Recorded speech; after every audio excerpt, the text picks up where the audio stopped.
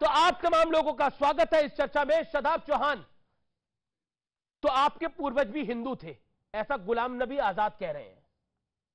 देखिए, गुलाम साहब किसके गुलाम हैं, मैं उस पे विषय पे नहीं जाना, उनकी अपनी राय है। लेकिन ये कड़वा सच है जिसको हम दिल से स्वीकार करते हैं और सम्मान करते हैं कि हमारे पूर्वज ठाकुर जसवंत सिंह थे, जिन्होंने, सुन लीजिए, जिन्होंने अपनी मर्जी से घर वापसी की।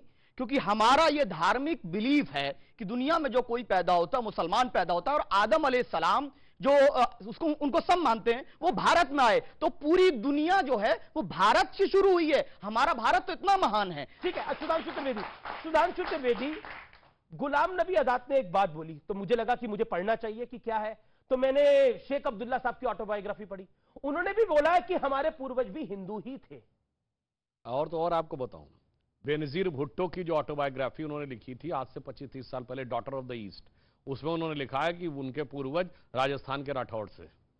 बहुत सारी बातें ऐसी, इसमें कहीं कोई किंतु परंतु की गुंजाइश नहीं है। मुझे लगता है कि कुछ लोग जो अपनी सियासत की दुकान, तो नफरत की दुकान और मोहब्बत की दुकान वाली, मतलब दुकानदारी तो है ना, उनकी दुकानदारी चलती रहे, इसलिए वो भारत से अलग आइडेंटिटी भारत के भिन्न भिन्न मजहब के लोगों की बनाकर रखना चाहते हैं। ये एक समस्या है।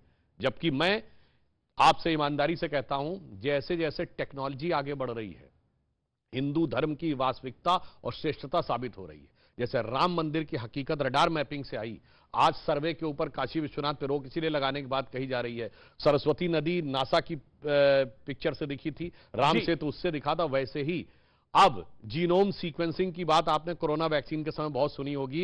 इवन अमेरिका ने घोषणा की है कि ऑलमोस्ट ह्यूमन जीनोम की कंप्लीट मैपिंग हो गई है।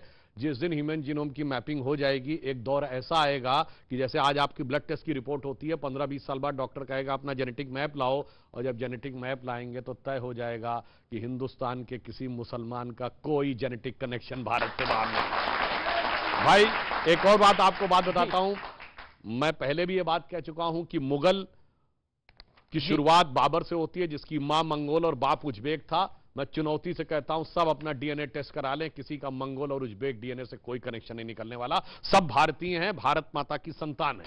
तात राम नहीं नर भूपाला, भुवनेश्वर कालो कर काला। ये मनुष्य नहीं भगवान थे, काल के काल थे। ठीक है, मैं आपको बताऊंगा साजिद रशीदी, गुलाम नबी आजाद ने जो कहा सही कहा।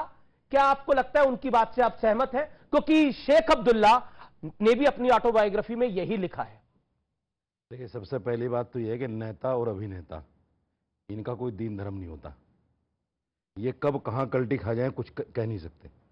सबसे पहले तो ये समझ लेना चाहिए। दूसरी बात, ये सत्य है, इसमें कोई दो राय नहीं है। जैसे शादाब ने भी कहा, सब जानते हैं हिंदुस्तान में 90% लोग कन्वर्टेड है, इसमें कोई दो राय नहीं है। लेकिन कन्वर्ट होने के बाद में जब ये कन्वर्ट हुए क्यों थे, मैं ये जानना चाह रहा हूं। क्यों का क्या मतलब है? सवाल है। नहीं, क्यों का क्या मतलब है? सवाल है। अगर एक आदमी हिंदू से मुसलमान, तो क्यों का क्या मतलब हुआ? तो मेरा सवाल है कि क्यों हुए थे? आस्था उसमें जागी तो मुसलमान हो गया। भाई, किसी की आस्था क्रिश्चियन में जाग रही, वो क्रिश्चियन हो गया। क्यों का तो कोई सवाल ही नहीं होता।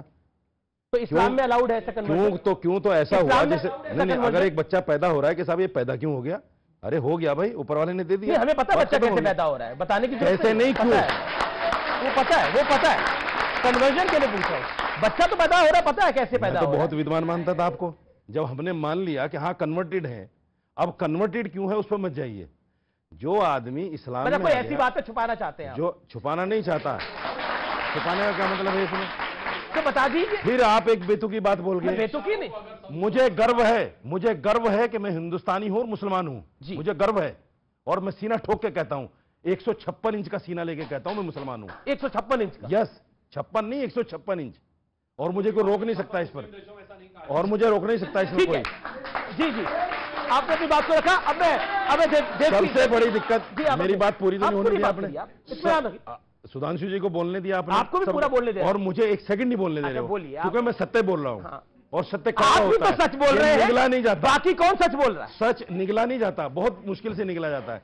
अभी सुधांशु जी जो है फिर मुस्लिम देशों में पहुंच गए। हम हिंदुस्तानी है मेरे भाई, हिंदुस्तान की बात करो ना हमसे। मुस्लिम देशों में क्या, और हम तो नहीं बैठ के बात करते हैं यहाँ क्या हो रहा है। अगर मुस्लिम देशों की बात करो तो मैं आपको एक सत्य बताता हूं आज। देखिए, मैं अभी हज पर होकर आया हूं सर। वहां हजारों लोगों का मजमा था। एक 10 रियाल किसी का गिर गया होगा बेचारे का, किसी आदमी ने उसको हाथ नहीं लगाया उठाने के लिए। क्यों? पता है कि अगर ये उठा लिया, चोरी हो गई तो हाथ काटा जाएगा। बिल्कुल, इतने सख्त कानून है वहां।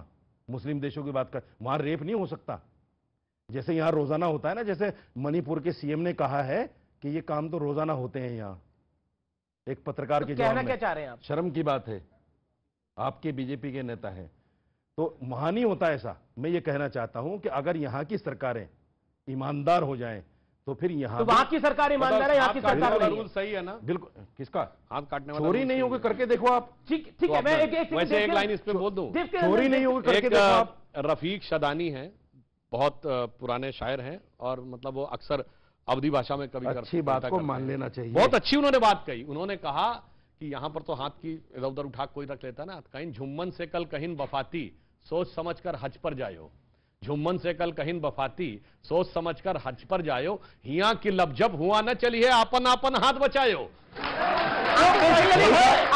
आप अपना, ये सही तो है कि आप अपना, आपको सही निकाल के जाना पड़ेगा। जो बात मैंने कही वही इन्होंने अरे कही। एक ना serious आप बात जुम्मन कहते है, जो ना आप मैंने अपना कही हाथ वही- बचा के आए हो। अरे भाई, देवकी नंदन ठाकुर जी, आप जाने माने कथावाचक हैं, देश विदेश में कथा पढ़ने के लिए जाते हैं। ये गुलाम नबी आजाद साहब ने जो ये बात बोली है, ये आज पता लगी है या ये पहले से ही पता थी? ये लोग तो पहले से ही जानते थे।